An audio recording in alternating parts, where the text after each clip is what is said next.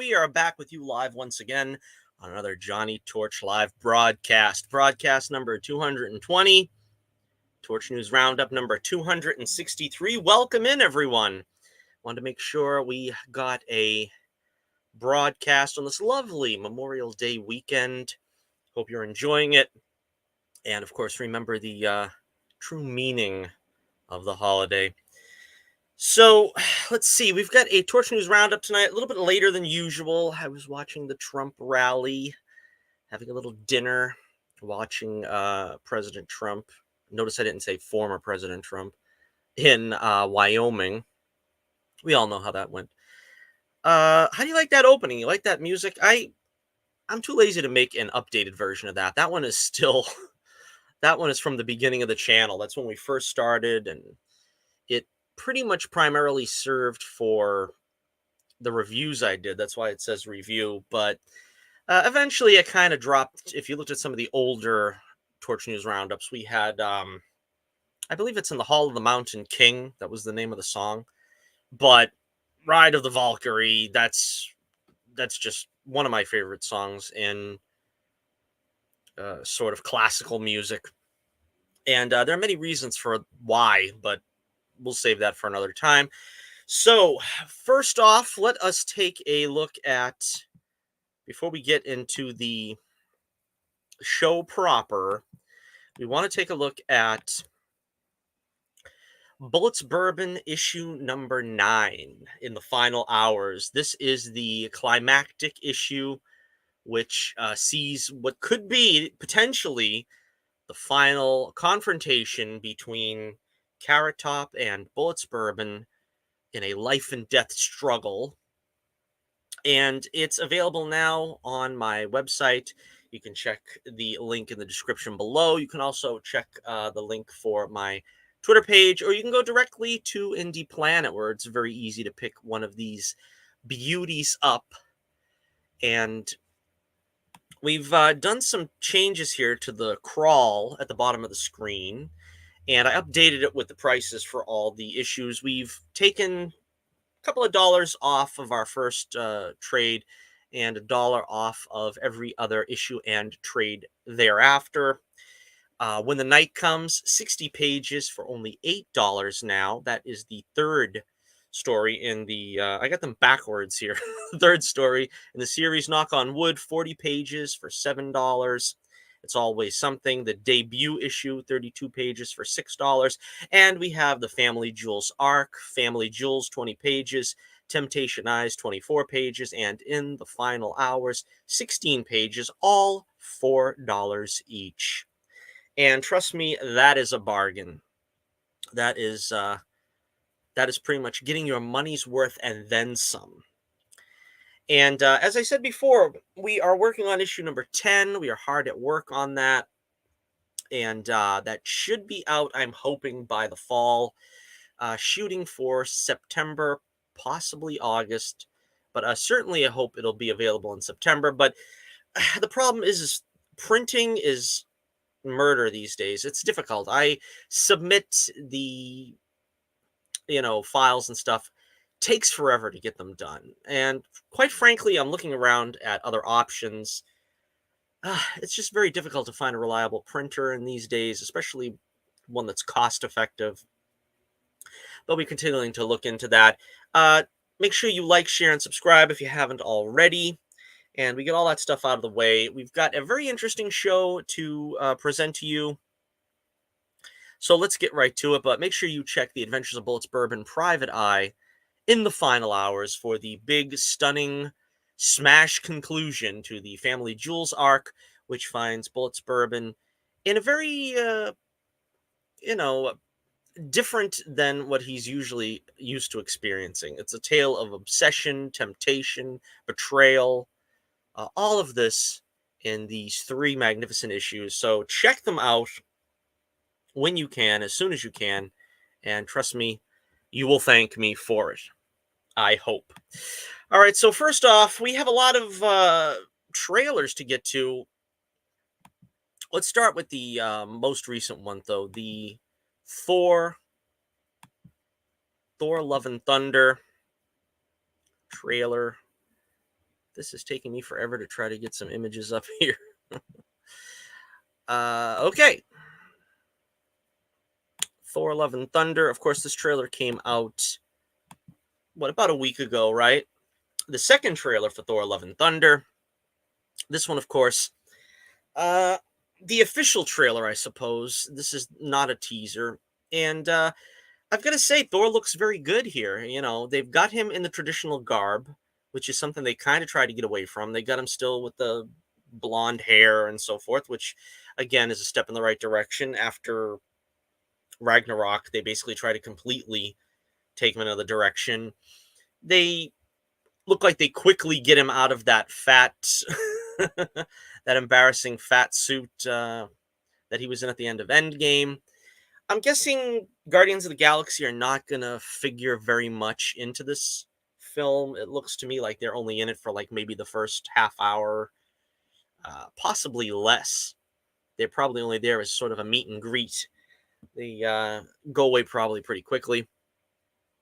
A lot of people are making fun of Thor, and I couldn't find an image fast enough because I tried to get the show put together pretty quickly. But they're making fun of Thor having the mask on, similar to what Jane has here.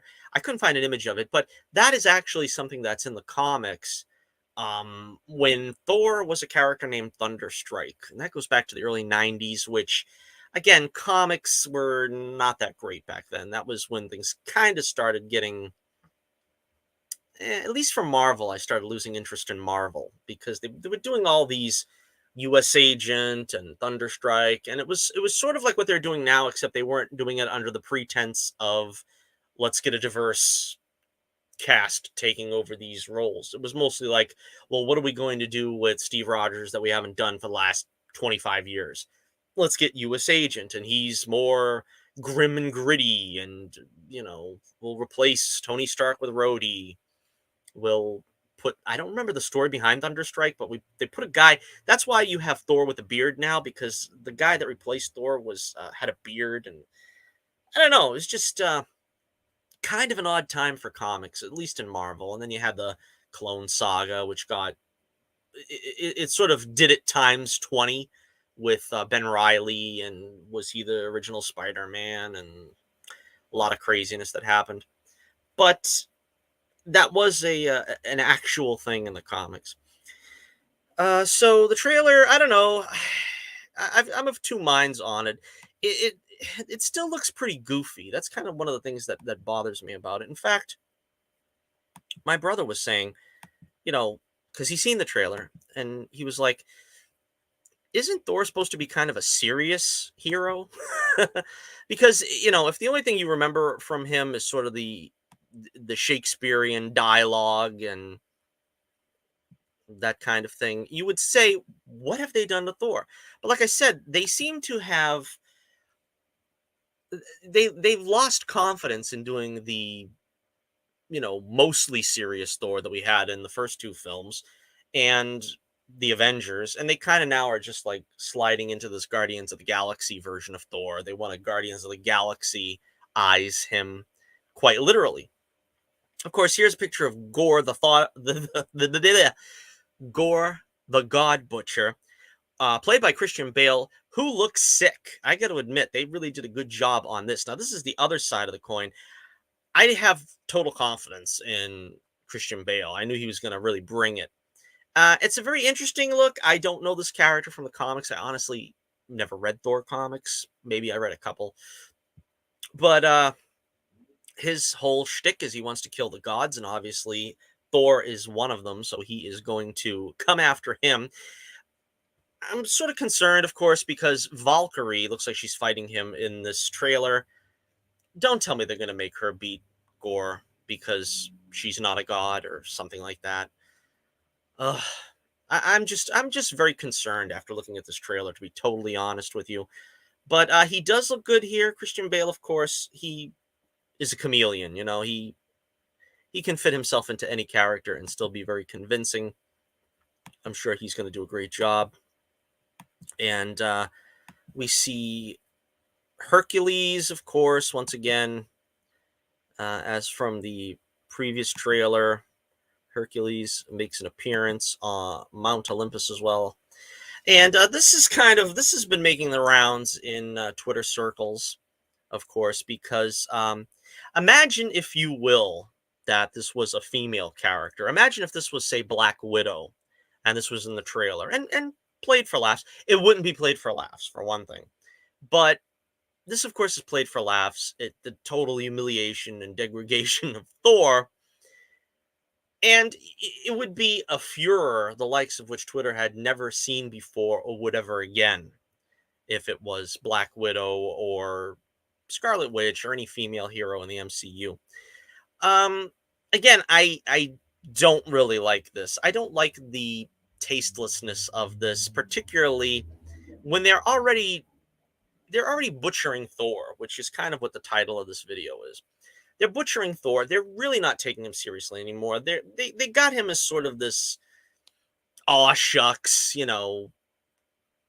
just want to be one of the guys type thing. But there really is no self assurance about this Thor anymore. They seem to have completely stripped him, pun mercilessly intended, but they've stripped him of any kind of semblance of being the self-assertive hero. He's always looking to find himself and so on and so forth. I'm still going to see this one. I kind of have my doubts as to whether I'm going to enjoy it now. I liked the first trailer and I liked it a whole lot more than I liked this one. This one does look like it's more in line with the Taika Waititi humor, and a lot of people are also speculating this could be the death of Thor in this one. I wouldn't be surprised because they do have a successor here with Jane, and that's pretty much what they've been doing so far. Let's replace Iron Man. Let's replace. Uh, well, of course, it really wasn't in their hands to have to replace Chadwick Boseman. That had to happen, but they replaced him, and of course, replacing Captain America. So why not replace Thor and just kill him off? I don't know, the way the trailer seems to play this, it kind of seems like there can be more than one Thor.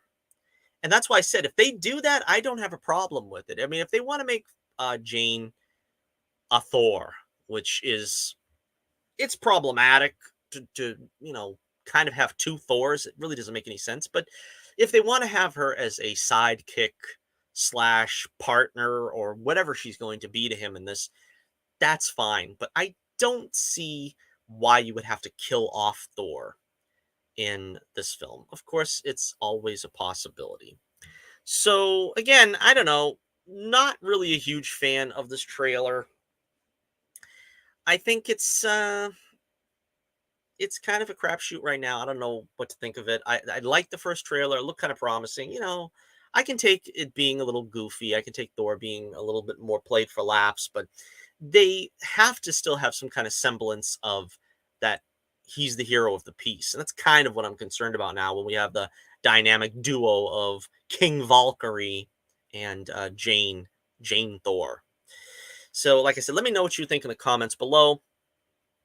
And moving on, this is a trailer that came out actually a couple of weeks ago, but I never got around to actually talking about it. This was very exciting to me, to the Cobra Kai Season 5 trailer. This, of course, is following up on the heels of the very, very good Season 4. And at this point now, Terry Silver is completely in charge of the Cobra Kai dojo. The trailer doesn't even show us anything about Kreese, but he had framed Kreese and put him in prison so he could take over the Cobra Kai dojo, and he has franchised it successfully, making followers, disciples, if you will, out of most of these students that originally were under Kreese. And it's a great story because Kreese really dragged him back to this. Kreese dragged Silver back to this, and Silver just is a villain reborn. He really didn't ask for this. He didn't want to come back, but once he came back with a vengeance, and now there is like nothing stopping him. And I think he's only going to get more crazy and unhinged as the series goes on. And again, hopefully it goes on quite a while. We see in the trailer, of course, a couple of other things. Let me see if I can pull up a couple of images. Daniel, of course, is joining forces with Chosen, something that I never thought was going to happen, but they sold me on it. Chosen, quite literally wanting to cut the heads off the snakes with his size. And apparently, the Miyagi-Do dojo has closed. And I guess that was per the arrangement they made. He has to close the dojo. Of course, Johnny and Eagle Fang doesn't look to be much of an issue here in this season, because he's gone off with Robbie to try to find Miguel. Miguel going back to Mexico to find his dad. And pretty funny, the interactions between them. You know, it looks like it's going to be quite a season. You know, I try not to get my hopes up because, like, as I've said, I think Cobra Kai has sort of been like Star Trek, where I think the even numbers are the best seasons. But quite possibly this could top them all if they continue on with this. And we also see, or we're going to see, Tori having to deal with the ramifications of the fact that the fight was fixed and she didn't legitimately beat um Samantha. I was distracted for a moment there, excuse me. But apparently Silver is going to put her through the same rigorous training as he did Daniel when Daniel was under his tutelage for a brief amount of time there in The Karate Kid Part 3. So, yeah, this is very exciting. I'm real excited to see this. And they gave us a date now. They actually are not going to make us wait until New Year's. That's the exciting part about all this. September 9th, the whole season is going to drop. So that is pretty close. After the last season dropped like on New Year's, only having to wait like 8 or 9 months afterward to see another season is great. And I'm sure they're going to have another season. I'm pretty sure. So hopefully that one will follow just as hard on as this one did, because I wish this show, because it's only 13 episodes. I wish this show was coming out like twice a year. And technically in this case it will. All right, so let me know what you think about Cobra Kai Season 5. Are you excited about the potential upcoming season? Let me know what you think in the comments below. And moving on to a related topic, we got some images coming out of Blue Beetle starring Cobra Kai star. I never know how to pronounce his name. I'm sorry. Let me see if I can sort of frenetically find his name. Zolo Marandula. Mariduna. I'm sorry. I don't know how to pronounce his name too well, but this is his next project after finishing Cobra Kai Season 5. He's now going to be playing Blue Beetle. This is the first glimpse of Cobra Kai star Zolo Maranduna in full costume as Blue Beetle on the set of the currently shooting movie of the same name. The video was shared by the Daily Mail and appears to show Jamie Ray's, or is that Jaime? I don't know how they pronounce that either, escaping from a crushed vehicle. What or who could be responsible for the damage? We still don't know which villain will feature in the film, but looking at the state of the car, it could be Dr. Polaris. This is what they're suggesting. I don't know. There are plenty other possibilities, of course, including Amparo Cardenas, aka La Dama. So again, I don't know a whole lot about Blue Beetle, but that costume does look sick. That looks like a really well-made costume. And I think, to their credit, the DCEU is trying to really do a better job in showing comic-accurate costumes. I mean, when you take a look at Shazam, when you take a look at Aquaman, they really did a good job trying to capture the essence of those costumes. And it looks like they've done the same here. Now, of course, they're probably going to tinker with it in CGI and make it a little more lived in looking, but I can't complain about this. This is a great looking costume right here. And my biggest problem, now there was a rumor, I didn't take any of this info down because again, when it's a rumor, I don't know. I don't know about passing off rumor as fact, but apparently there might be a cameo of Ted Kord, the original Blue Beetle, in this film. I've always wanted, because I grew up on the Ted Kord Blue Beetle. I would always have liked to have seen Blue Beetle Booster Gold, which was one of my favorite things in the comics, was seeing those two guys together. We're not going to get that now because this is the second, or technically the third generation Blue Beetle. I would prefer that they'd start with Ted Kord. Apparently, I don't think that's going to happen, or if it is, it's going to be a cameo of him in this. But hopefully, we'll still get that Blue Beetle Booster Gold series or a movie. I think it was rumored to be a series for some time, and then they kind of cut it in half, and they said, well, we'll make a Booster Gold film, and then they'll make a Blue Beetle film. This, of course, was originally slated to be an HBO Max film, but they decided to put this one up on the big screen. So this will actually be up next year at a movie house or cinema near you. Well, I don't have the. No, wait a second. Let's see if I got the date, the release date. Let's see. Oh yeah, here's some more information. Sharon Stone is set to play a newly created character named Victoria Kord, but a rumor that Ted Lasso star Jason Sudeikis will play her son Ted Kord has been debunked. Brazilian newcomer Bruna Marquezine is also on board as the female lead and Ray's love interest Penny. Belissa Escarbo as Jamie's younger sister Malagros Reyes. Harvey Gillian's role is currently kept under wraps. Directed by Angel Manuel Soto, the film will focus on Mirandula's take on Reyes, who was introduced back in 2006's Infinity Crisis. The Mexican-American teen was actually the third character to take up the mantle of Blue Beetle after Dan Garrett and Ted Kord, although he's arguably eclipsed both in popularity since. Mexican-born writer Gareth Dennett Alcolar penned the screenplay, and John Rickard is on board as producer.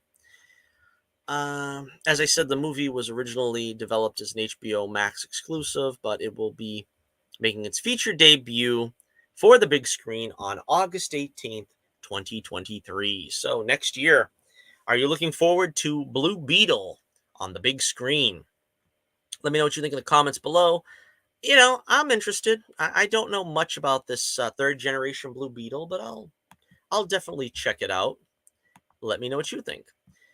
I think there's going to be a Black Adam trailer coming out pretty soon. We'll probably cover that next time. All right, so next up, let's see. What else do we have here? This is an interesting bit of information. We're always talking off and on about how come it's taking so long for them to get a Masters of the Universe movie out. And I devour every bit of news I can find about the Masters of the Universe live action film that's apparently in production. Sometimes it is, sometimes it isn't. But apparently there's going to be a She-Ra live action film also in the works, coming to Netflix. She-Ra, She-Ra! And to those of you also who were children of the 80s, you are looking forward to seeing Princess Allura holding aloft her mighty sword and saying, for the honor of Grayskull, which I don't know why she had a different command than Prince Adam, since they were both getting their power from the same source, but there you go. I guess Grayskull didn't even need to be on Eternia to give her the power as well, because she was on Etheria. It was pretty cool that they found a way to make it work. You know, they told the story. Now He-Man has a twin sister, and she was actually a bad guy. She was working for Hordak all that time on Etheria. It was a very clever storyline. And to be honest with you, I think they're wasting it trying to do it as a solo movie. They should do that as the sequel / backdoor pilot for a She-Ra movie. But I digress. First, let's take a look at the copy. A live action She-Ra series was in development, reported in last September. While updates have been non existent, it seems the project is finally taking shape. According to Variety, Nicole Kessel is set to direct and executive produce the pilot episode should it move forward. The filmmaker has previously helmed episodes of HBO's Watchmen, Westworld, Leftovers, The Americans, Castle Rock, suggesting that the show is in good hands. DreamWorks, who worked on the recent Netflix animated series, will executive produce, but this is expected to be a standalone story with no connections to the Princesses of Power. Thank you, Lord, because that was terrible. That was horrible. And the last thing we need is seeing that being taken into live action. Holy Moses.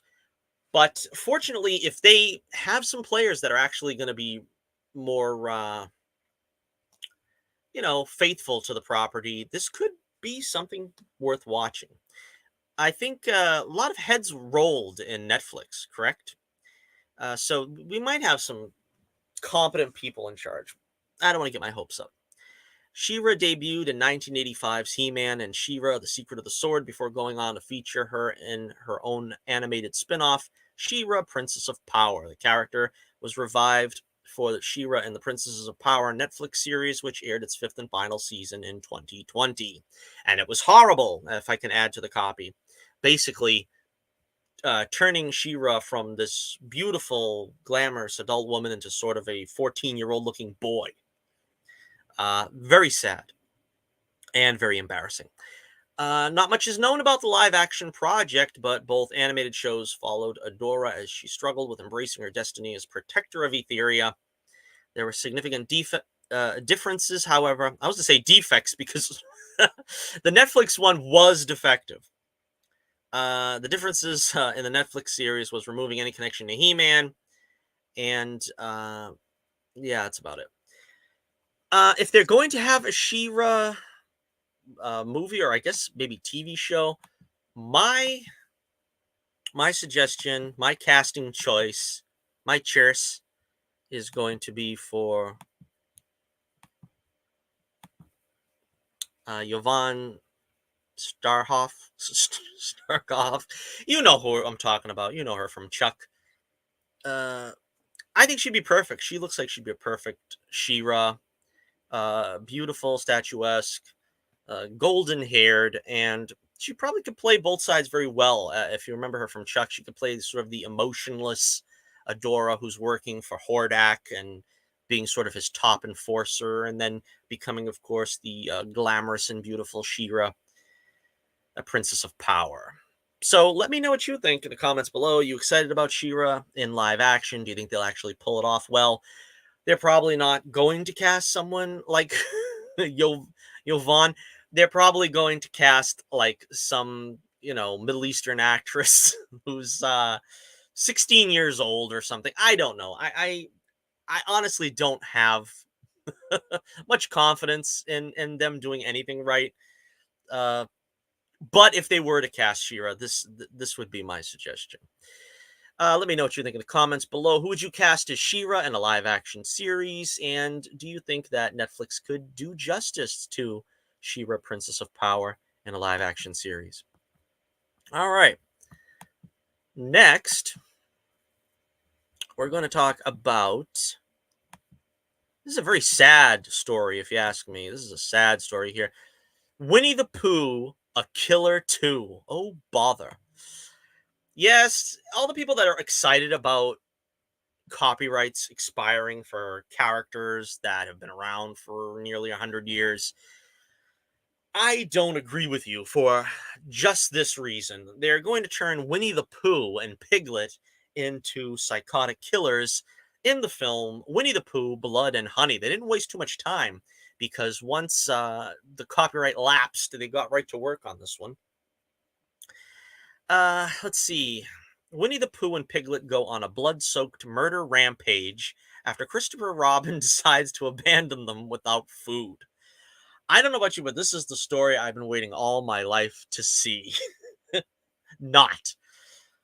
Let's see.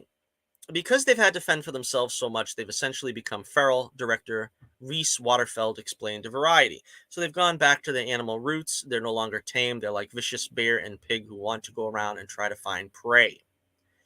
Winnie the Pooh entered the public domain earlier this year, which means Walt Disney can no longer lay sole claim to the forgetful little bear, and Waterfield has now decided to take full advantage by putting a mallet in Pooh's hand and turning him into a remorseless killer.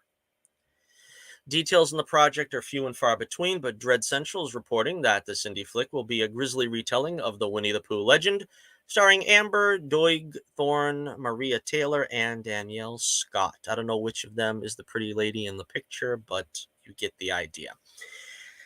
I don't know. This reminds me of like last year when they did what was that show?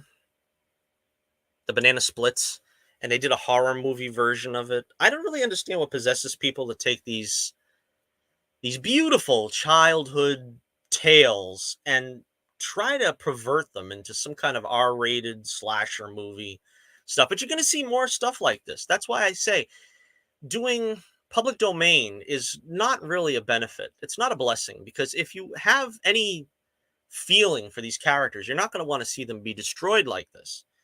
These are children's characters, and how are you going to explain this to your kids when they see the trailer for a blood-soaked Winnie the Pooh on a killing spree with the pretty young co-eds that he and Piglet are apparently going to kill?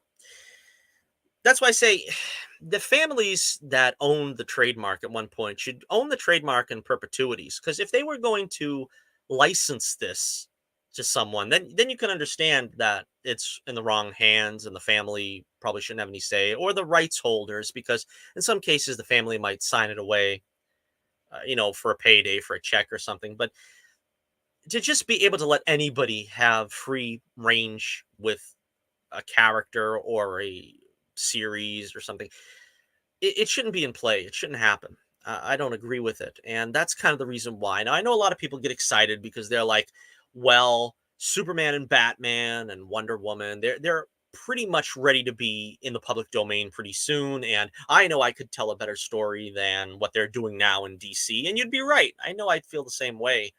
I know I could tell a much better story than they're telling. But again, you're going to have maybe one gem among the dross, as they say. There's just, it's few and far between that you actually get a better product than what the original was. You kind of just have to let it rest if you can't do something on par with the quality of the original. And just throwing it out there for everybody and their brother to have a crack at it. I always point out Sherlock Holmes. How many different versions of Sherlock Holmes do we have? How many are good? How many do we really need? I mean, they've done everything from bringing him up to date now in the present. He's no longer a Victorian hero anymore. Or they've made him slapstick. They've made Watson a woman. I mean, there's 1,001 different versions of Sherlock Holmes. And how many of them are really any good? Probably not many of them. I think the Jeremy Brett one is still king in my book. They were very close to the original source material. And quite honestly, they haven't been surpassed by any of the multitude of adaptions that have come out since. And that includes, the Benedict Cumberbatch, Robert Downey Jr. I mean, none of them really have even touched the hem of the robe of the great late Jeremy Brett. So let me know what you think about this one. Winnie the Pooh, A Killer 2. Is this something you'd be interested in? Do you think this is a degradation of what A.A. Milne stood for? I'm not sure if he or she, I don't even really know much about the creator, would have stood for any of this had they been around today to see it. All right, so let's see. Next up, let's take a look. This was, I don't know, this really wasn't that big of a deal to me, but I figured let's take a look at this anyway. The story coming out of Black Panther or Wakanda Forever is that we're going to see Prince Namor, aka the Submariner, in a sort of introductory role because, that movie needs help. Let's face it. Chadwick Boseman's unfortunate, untimely demise put that film in dire straits, dire situations. Of course, you have the SJWs calling for Letitia Wright's head because she's a Christian woman who has exhibited freedom of thought, which you can find a previous video where we went into that in no small detail. But this image is a very blurry and undefined image that someone somewhere found, and apparently this is going to be our only clue of what he's going to look like until some actual footage is released. Let me see the copy here. Wakanda Forever arrives in theaters globally November 11th. That's this year. This year, as a matter of fact. And while fans continue to wonder who will inherit the Black Panther mantle from T'Challa following Chadwick Boseman's tragic passing, there's a great deal of excitement for Namor, the Submariner's MCU debut. His involvement in the sequel is all but confirmed, with Mexican actor Tenoch Huerta expected to fill the role. Rumors of his appearance as the character have swirled since prior to Captain America: The First Avengers release in 2011. But after a few hints here and there, such as Avengers Endgame, it looks like Namor will finally surface this year to take aim at Wakanda. It's disappointing that he will not clash with T'Challa, but a first look at the Invader, Defender, and X-Men has been revealed courtesy of what appears to be a very blurry concept image. Leaker My Time to Shine H has seemingly confirmed its validity, and it looks like Marvel Studios is adhering to the comics. We don't know if Namor will have the wings on his tootsies, but we're betting the King of Atlantis is going to have something that at least pays homage to those in some manner. All signs point to this interpretation of Namor being heavily inspired by Mayan culture. In addition, Just Jared has posted a ton of new photos, giving us a more detailed look at Ray's costume. Oh, that's the I blurred into a different storyline. Okay, so I don't know what you can get from this. I guess, is he wearing a shirt? Is that a shirt? I can't tell, and this is nothing really to be excited about. So I don't even know why I brought it up. But people are talking about it, or people are excited about it. I think they would have been better served to bring Namor out in a Fantastic Four film, to be honest. I would have liked to see Black Panther be introduced in a Fantastic Four film, but of course they didn't have the FF in the MCU at that point. But again, I don't understand this, that they're trying to go to Mayan culture and this and that and making him Hispanic. I thought he was sort of made to order to be Asian, because I think people would probably address the character more looking Asian than they would say Hispanic. But I don't know. It's a matter of time to see what they can do with this. I don't know. From all stories coming out about Wakanda Forever, I don't really know what they're going to be doing. They haven't really given one much confidence in hearing anything positive coming out about the film. But let me know what you think in the comments below. Are you excited about the MCU Namor? Do you think that this is a good idea? Do you think that we should just write off Wakanda Forever and just concentrate on the future? Or do you think there is a future for the Black Panther franchise? Let me know in the comments below. All right, so our final story of the evening here, just a brief story where the Star Wars Celebration happened over the past weekend. And I didn't really get into too much of the conversation about that. I just grabbed this image here about Indiana Jones 5. We got our first look at Indiana Jones 5. In lieu of a teaser trailer, Lucasfilm instead opted to bring out Harrison Ford to debut the first look at Indiana Jones 5, the fifth and presumably final chapter in the Indiana Jones saga at Star Wars Celebration. Along with the image, he reaffirmed that the sequel will indeed launch in theaters June 30th, 2023, and that post-production is nearly complete. Hopefully we get a trailer pretty soon. I'm kind of curious to see how this is going to come about. In addition to Ford as the headlining star, the supporting cast will consist of Golden Globe winner Phoebe Waller-Bridge, BAFTA Film Award nominee Mads Mikkelsen, Thomas Kretschmann, Boyd Holbrook, Jeanette Renee Wilson, Toby Jones, Antonio Banderas, and Oliver Richards. Jonathan Kasdan, the son of Raiders of the Lost Ark scribe Lawrence Kasdan, touched up the script after original screenwriter David Koepp exited the project. Spielberg will executive produce with Kathleen Kennedy, Frank Marshall, and Simon Emanuel serving as producers. Indiana Jones 5 will hit theaters June 30th, 2023. And having seen Harrison Ford at the celebration, I gotta say, the guy still looks damn good.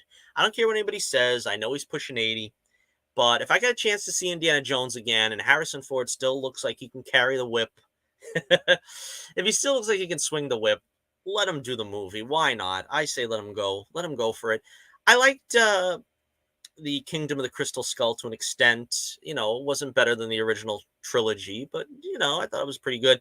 If they can continue on in that vein, I mean, I think Shia LaBeouf is not going to be in it, obviously, for obvious reasons. And still, they haven't said anything about Karen Allen, which I suppose as Indy's wife, she probably will have some kind of cameo at least. But this could be an interesting way to close out the show. You know, I'm not sure what to expect. We got Phoebe Waller-Bridge involved, which of course has made many a many a man's anticipation grow cold with this film. Some people, of course, still can't just imagine Harrison Ford wielding the whip and pistol at his age of his upper septuagenarian status. But I'm looking forward to it, and hopefully it'll be good. Uh, Disney does not have a great track record with Lucasfilm projects, so I understand if you feel quite the opposite. Let me know what you think in the comments below. Speaking of Lucasfilm, I watched the first 2 episodes of the Obi-Wan Kenobi series. No spoilers. I'm not saying anything right now. I'm debating whether I should review the first 2 episodes or if I should just do it all once the series is completely out, which would probably be at the end of June. Just to say briefly a yes or no, it's complicated. It's somewhere in the middle. I see a great kernel of possibilities there, but I don't think they're handling it right. As is the case with Disney Star Wars, it's like they got a gift from the gods and they don't know what to do with it. It's like they're running down a checklist of what the SJW politics says they must do, and sort of simultaneously trying to run down a list of what they think Star Wars fans are expecting. And half the time they get it right, and half the time they're too concerned with what they're doing to really do justice to the concept. But like I said, a lot is riding on this. A lot is riding on Kenobi series because honestly, this is their third at bat. You know, first strike was the big 3. They couldn't do anything right with that sequel trilogy, especially concerning the big 3. Second strike was Boba Fett. It was just totally boring. Let's just call it what it was. It was boring. It was underwhelming. I didn't particularly like the characterization of Boba as a kinder, gentler bounty hunter or Major Domo, whatever they called him. But it was underwhelming. Let's at least call it that. This is the third strike. If they can't make a compelling story out of Obi-Wan Kenobi and Darth Vader meeting together again after 10 years, that's it. It's over, at least for me. I think it's time to pack it up and be done with it because they're not going to have any other gift on a silver platter placed before them as well as they're going to with this concept. They really need to. They've got to come out swinging, and they got to hit a home run with this one. I mean, it's no secret. They've got Hayden Christensen back as Darth Vader. Of course, Ewan McGregor back as Obi-Wan. Looks like this stream took a little glitch there. I hope you guys can still hear me. But yeah, there's no excuse. There's no reason that they can fumble the ball with this one when they've got everything basically all their dominoes in place. All right, so let me know what you think in the comments below about Indiana Jones 5, the as yet untitled Indiana Jones 5. Are you looking forward to it, or do you think the series should have been retired after The Last Crusade? As I know a lot of people suggest the riding off into the sunset was, you know, quite appropriate, a way to go. All right, so that's all we've got for you this lovely Memorial Day weekend. I will try my best to do another video pretty soon. Like I said, maybe we'll talk the Obi-Wan Kenobi series in depth with some spoilers. Let me know if you'd like that in the comments below. We're also, like I said, probably got a Black Adam trailer coming up, I think, pretty soon. So we'll probably try to get a video out about that pretty soon. And of course, like I said, I want to do some more videos talking about the Adventures of Bullets Bourbon Private Eye, which of course you can still get on Indie Planet, or in the link in the description below. You can find my website, and I will see that I can get that to you ASAP. Of course, I'll be attending the Plastic City Comic-Con this year. I believe it's July 16th. So not too far away. Make sure you get your tickets and see yours truly there, the best dressed man in comics, bringing you the gift of Bullets Bourbon Private Eye, and just having a grand old time. All right, so that'll do it once again. Thank you very much. And until next we meet, this is Johnny Torch reminding you once again, keep the flame burning brightly, and I'll be with you again real soon.